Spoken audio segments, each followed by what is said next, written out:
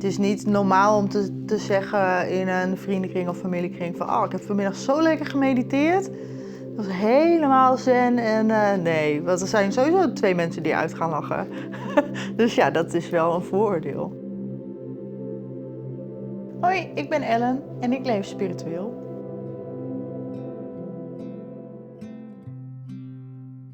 Spiritueel leven is eigenlijk niks anders dan bewust leven in het hier en nu. Dus stilstaan bij de kleine dingen of dingen waar je dankbaar voor bent. En vooral ook keuzes maken op basis van je gevoel en niet zozeer op basis van je verstand. Ik ben spiritueler gaan leven toen ik terugkwam uit Thailand voor mijn backpackvakantie. Ik heb daar een maand gebackpackt. En dan kom je in aanraking met de cultuur, hoe mensen daar leven. En toen ik thuis kwam dacht ik, ik wil dat vasthouden. Ik wil dat gevoel hier thuis ook houden. En dan ga je daar wat meer in verdiepen en vond ik dat heel interessant. Ik heb een tijdje best wel in de put gezeten. Zat ik er best wel doorheen en toen heb ik heel veel yoga gedaan. En dat heeft me toen heel erg geholpen, heel veel kalmte gegeven, heel veel rust. En ja, dat vond ik zo fijn dat ik dat nu nog steeds bijna iedere dag doe.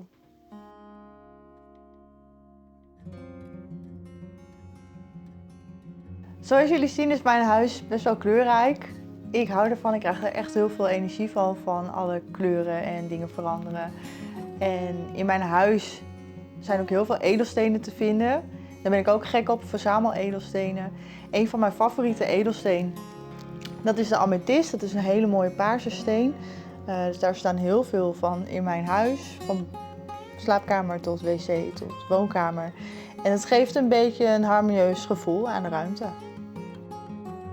Wat ik nog meer doe om spiritueel te leven of bewuster te leven is wandelen in de natuur. En dan de natuur lekker helemaal in jezelf opnemen en ervan genieten. Dankbaarheid opschrijven, dat doe ik iedere dag. Schrijf ik in ieder geval 3 dingen op waar ik dankbaar voor ben. Yoga doe ik dus heel veel en meditatie, wat er ook bij hoort. Verder lees ik heel veel boeken, vooral over spiritualiteit. En ik vind het ook leuk om dit soort dingen met andere mensen te delen.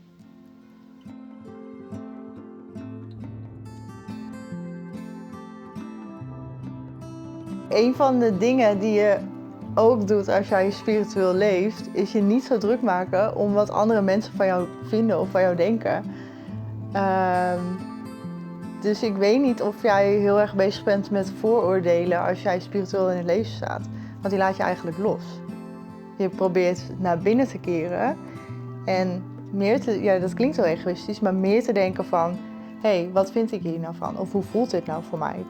En op basis daarvan maak je een keuze en niet op basis van een vooroordeel of wat andere mensen denken. Dus je probeert meer naar binnen te keren.